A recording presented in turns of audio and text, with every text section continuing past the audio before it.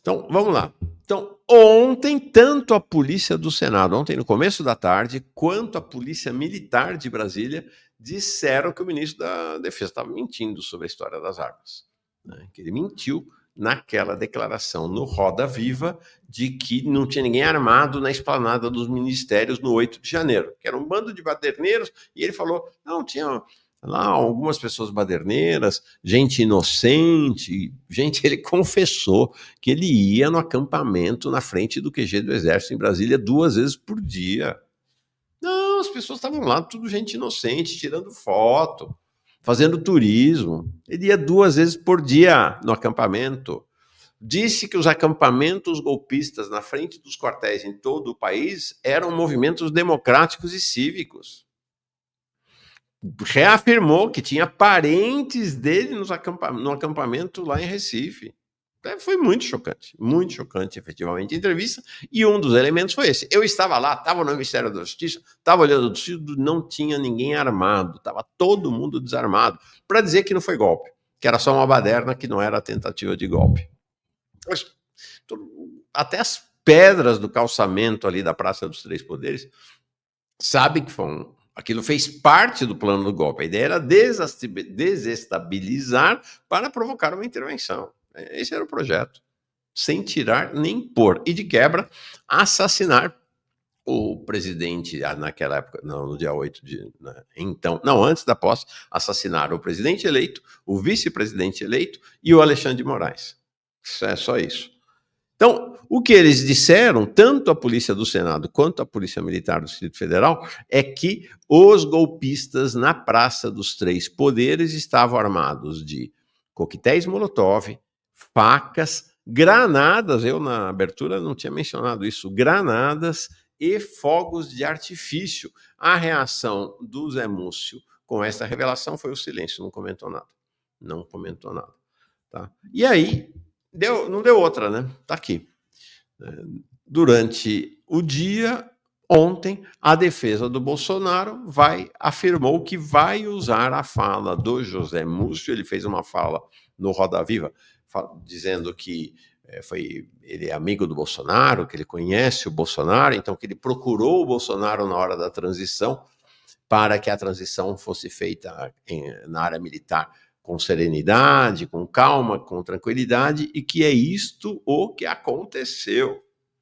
Zé Múcio fez uma declaração intencionalmente para favorecer Bolsonaro, para inocentar Bolsonaro. Não deu outra. A defesa do Bolsonaro anunciou ontem que vai enviar a fita, o link, o pendrive, o que quer que seja, para o julgamento, que haverá em breve, de Bolsonaro no Senado para obter a absolvição dele. Jones Manuel fez uma observação interessante ontem, comentamos durante o dia.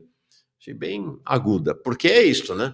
O tempo todo os progressistas governistas nos acusam, a esquerda, né, acusa a esquerda brasileira de desestabilizar ou de pretender desestabilizar o governo Lula e, com isso, favorecer a extrema-direita. Não é essa a acusação deles? Bom, eles ficam oscilando entre esta acusação e a outra de que nós somos irrelevantes, né, de que a esquerda brasileira é irrelevante.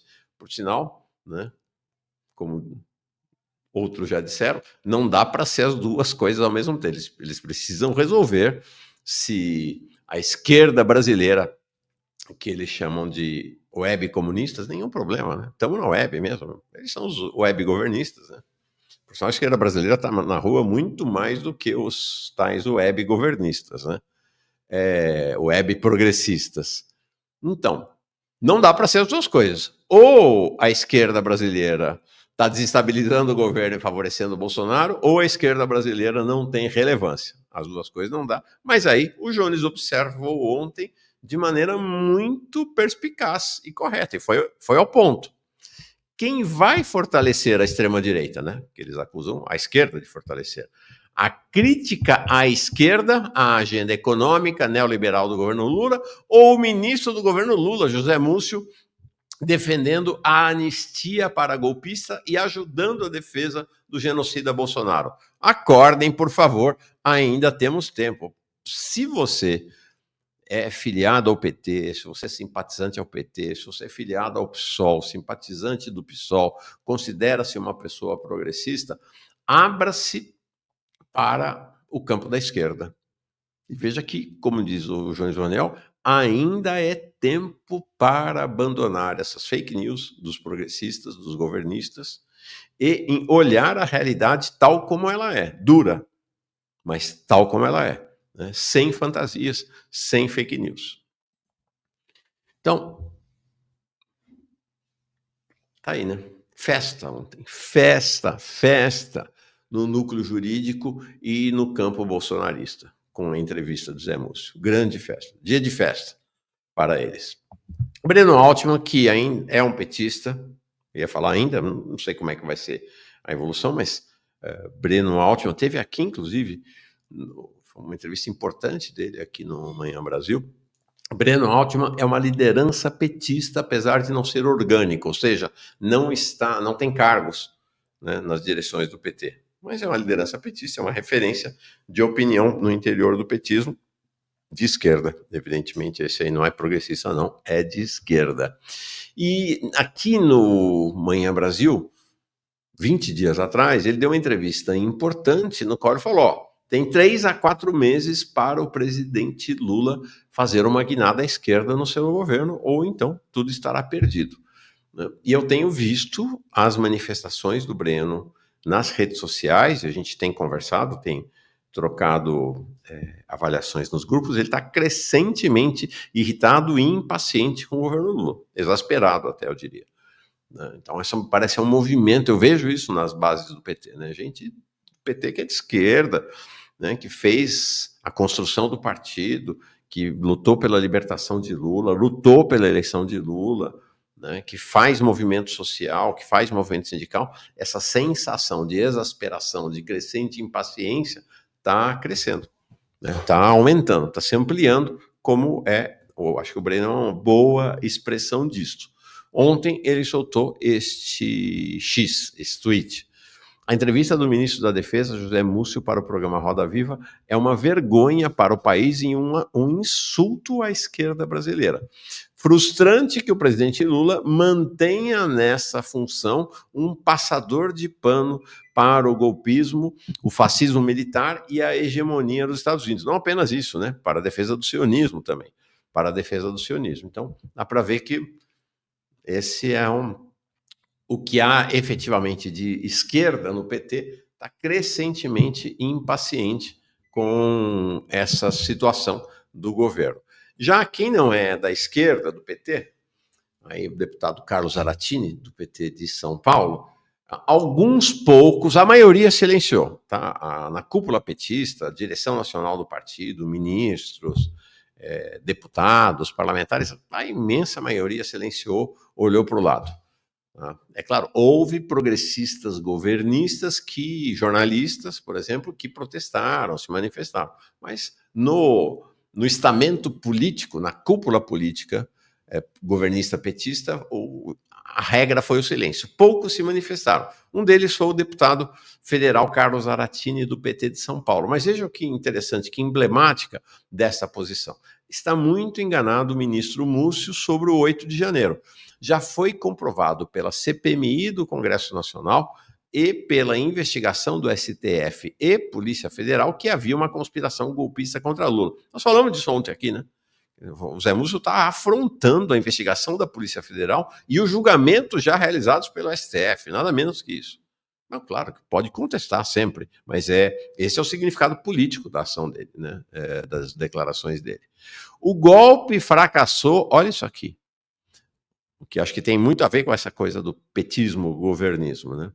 O golpe fracassou por falta de adesão das Forças Armadas. Mas Bolsonaro e sua corja fizeram de tudo para desestabilizar o país, precisam pagar por isto e segue o baile aqui na postagem dele. Veja essa postura, né? Mesmo petistas, governistas, que criticam o Zé Múcio, apresentam esta versão de que teriam sido as Forças Armadas que salvaram a democracia brasileira. Incrível. E que o golpe foi essa tese, né? Das maçãs podres. Era uma ou outra maçã podre, bolsonarismo, imagina. As Forças Armadas não participaram, não foram protagonistas. Gente, o comandante do Exército não participou ativamente, mas ele teve uma postura tradicional nos golpistas. Em 64 foi assim, que é ficar em cima do muro esperando para que lado a roda da história vai. Se for para o lado do golpe, ele ia aderir. Alguém tem dúvida que o Freire Gomes estava de armas e bagagens pronto para aderir ao golpe, se o golpe desse certo? Como aconteceu com a imensa maioria dos militares de 64. A maioria dos militares só aderiu ao golpe em 64 depois que a marcha do Olímpio Mourão de Juiz de Fora para o Rio de Janeiro, para Brasília, desculpa, não, para o Rio de Janeiro, já se afirmava vitoriosa, sem repressão. Se houvesse repressão do governo João Goulart, e houve proposta ao presidente João Goulart de reprimir aquela marcha de golpistas, ele recusou-se. Se houvesse repressão, a coluna golpista teria sido dispersada e não teria havido golpe, ou pelo menos o golpe teria sido adiado mais alguns anos. Então, quer dizer, então, que foram os militares que salvaram a democracia e que são as maçãs podres? Esta é a concepção. Né? Essa é a concepção. O grupo de advogados Prerrogativas, que tem vários dos seus integrantes no governo Lula, por sinal, são petistas, lulistas entranhados, fez ontem também uma declaração contundente contra o José Múcio. O Marco Aurélio de Carvalho, que é o coordenador, disse que as declarações do José Múcio sobre a anistia do 8 de janeiro são estarrecedoras e gravíssimas. Mas aí você vai lendo a reportagem, a entrevista da Mônica Bergman, que saiu na Folha de São Paulo com ele, e aí lá no final ele diz assim, é interessante, é muito revelador. O advogado diz, entretanto, que não podemos deixar de reconhecer a lealdade do ministro Múcio ao presidente Lula e a importância de sua gestão na estabilização das relações do governo com as Forças Armadas. Então você vê que, nesta perspectiva, mesmo os petistas, governistas, lulistas, que são críticos, eles acabam conciliando, né? Então, isso é ótimo. Ele escorregou, foi um escorregão dele, essa entrevista. Ou lá o Zaratini. Não, se não fossem as Forças Armadas, estávamos mergulhados numa ditadura. Vejam que a postura é completamente distinta, por exemplo, de um Breno e da esquerda, né? Da esquerda brasileira. Esse assunto do tema do tensionamento entre a democracia brasileira e os militares vai se aprofundar.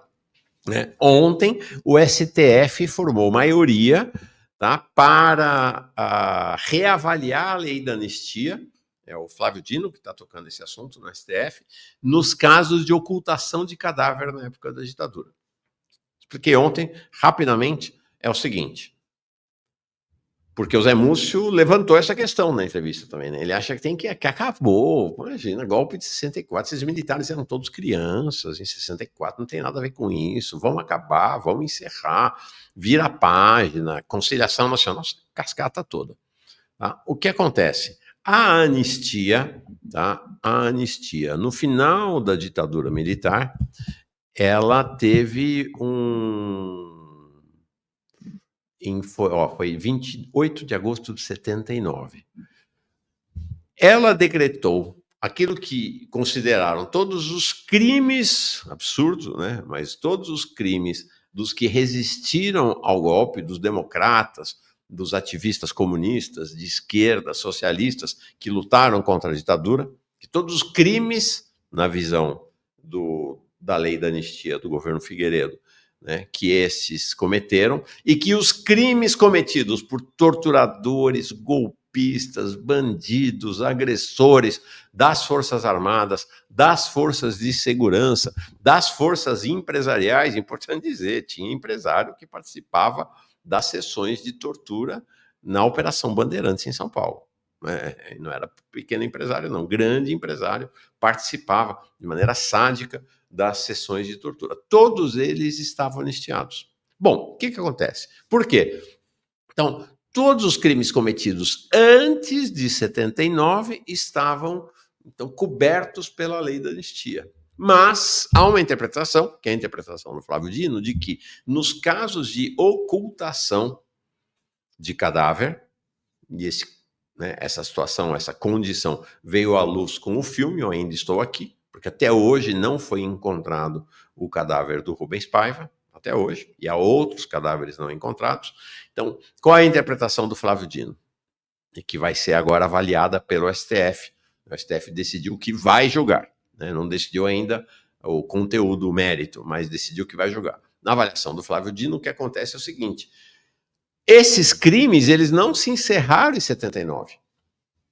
Como os cadáveres não apareceram, continuam desaparecidos, esses são crimes continuados, então eles não estão abrangidos pela lei da anistia. Então, todos os militares e agentes das forças de segurança que se envolveram no crime, no crime de ocultação de cadáveres, foram algumas dezenas de cadáveres de assassinados, né, de pessoas da resistência à ditadura assassinadas nos porões, né, estes serão condenados. Vamos ver, pode ter, vai abrir crise. Ótimo quebra-crise, né? Ótimo quebra-crise. Precisamos de crise nesse país. Precisamos de crise nesse país.